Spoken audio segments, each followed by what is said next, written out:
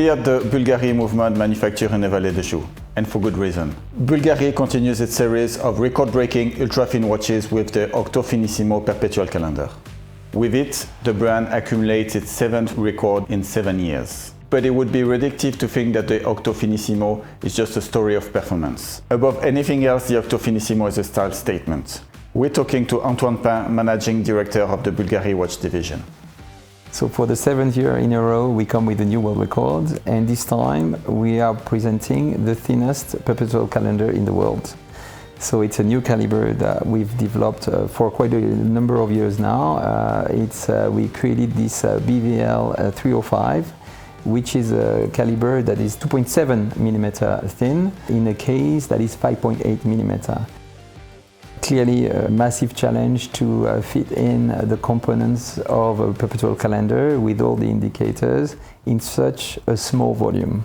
Very proud to achieve this, obviously, not only because of the horological performance, but also because we are coming with a design that is obviously very much in line with the sisters of this world record, that is to say, in a titanium case, with the very sleek design that we propose on the titanium bracelet, but we are displaying the time in a different way with our own signature, which is retrograde displays of the days and the leap year, and an indication that is extremely clear.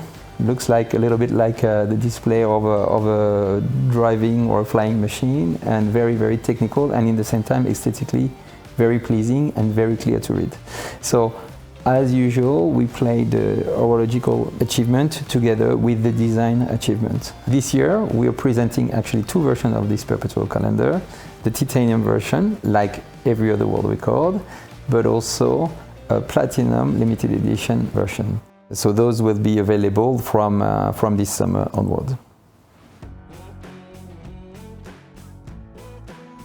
The perpetual calendar function is a beautiful function. I mean, it's about you're touching eternity.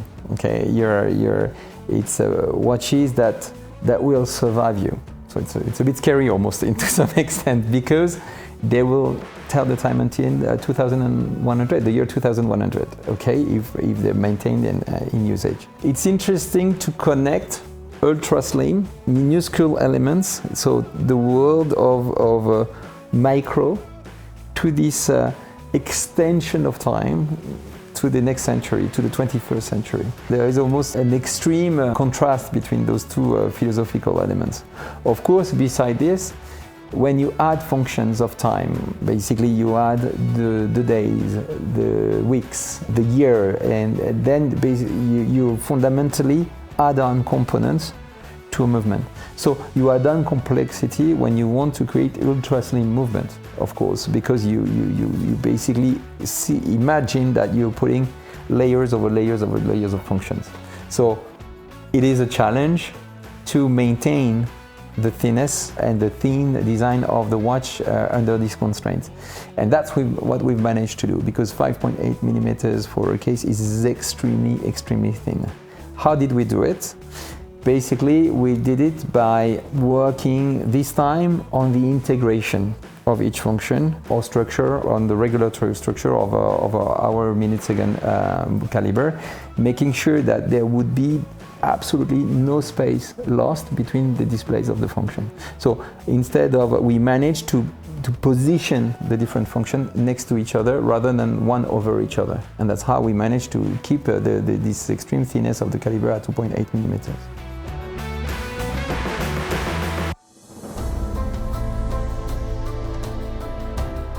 World record is addictive, okay, and in a very positive way, and I will come back to this afterwards, because it's clearly part of a culture that we've developed. Now, we don't chase world record for the sake of world records, but if you think about it, it's the essence of high horology.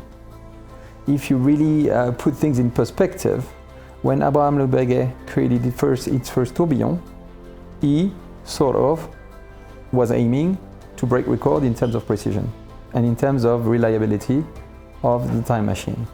And it's normal, where there are engineers around us, there are people who are actually aiming at delivering the best item possible, and therefore they are aiming for performance. And of course, in creating this family of world record, we have created a culture of excellence, of surpassing ourselves year after year after year, but also a culture of, let's say, of expertise around the world of extra thin calibers, which goes largely beyond the construction. Okay, because every time we're pushing ourselves further, we are challenging new elements, new areas of the construction of a caliber. And we go deeper into extremely modern technologies, and particularly the technology of new materials, the technology also of assembly and regulation of the calibers. Of course, we've gone around, let's say, a large circle of complications. But basically, there is more to it. There are many more things that we are working on, and let's say 2021 is just another year in a plan that is actually now set for the next 5 years towards extra small, extra thin calibers, because of course, beyond this surpassing kind of culture, there is also now this expertise, which gives us also a better understanding of what could be the next steps in the future developments to again break a new record.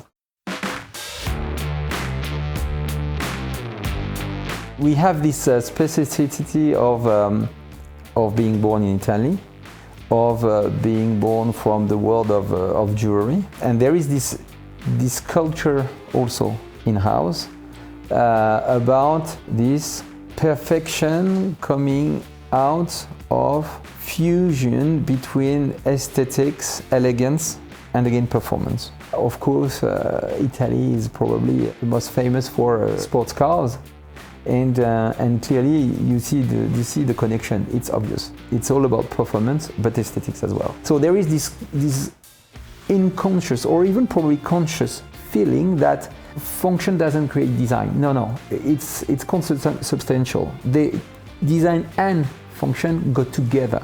And when it comes to us, our head of studio, Fabrizio Buonamassa, is involved in the design of our calibers from the moment we initiate an idea on the caliber. Because again, there is this consubstantiality between the design construction and the movement construction, which creates eventually extremely balanced products, integrating those constraints of a style, of a sense of elegance, which initially drove this idea of extra slim products that go very noticed, but elegantly noticed, partly hidden by your shirt, under your suits, and extremely comfortable to wear as well. Elegance is about also some kind of easiness in wearing beautiful things. It's not something that is stiff. It's something you feel people are comfortable in what they wear, and they wear it well. And probably Italians are the king in this. And it all comes to this initial idea that the function and the design and the aesthetics go together. And I believe that all watches, or men watches, really follow this philosophy. So we came with this first world record of thinness 7 years ago, and it clearly came out of the blue, with probably very few other brands on the market at the time offering, let's say, innovations or new products in this category of products. Extremely thin, extremely elegant. And if you think of the Grand Prix d'Horlogerie awardees of the last two brands rewarded with the Aiguille d'Or, they both presented extra slim product, and even a new world record in that segment. To me, it highlights how much of a trendsetter we've been in this category, and how much we have made people rediscover this sort of philosophy of watchmaking, which is not about putting huge bulky watches on your wrist like, war machines, very heavy ones, but conversely bringing comfort, elegance, but functionality as well to the wrist. And I'm extraordinarily proud of the teams and what they've done, because if you look at the names of the brand that come back to this field, they're, to me, legendary names. So for us to be, let's say, leading those brands it's a massive achievement.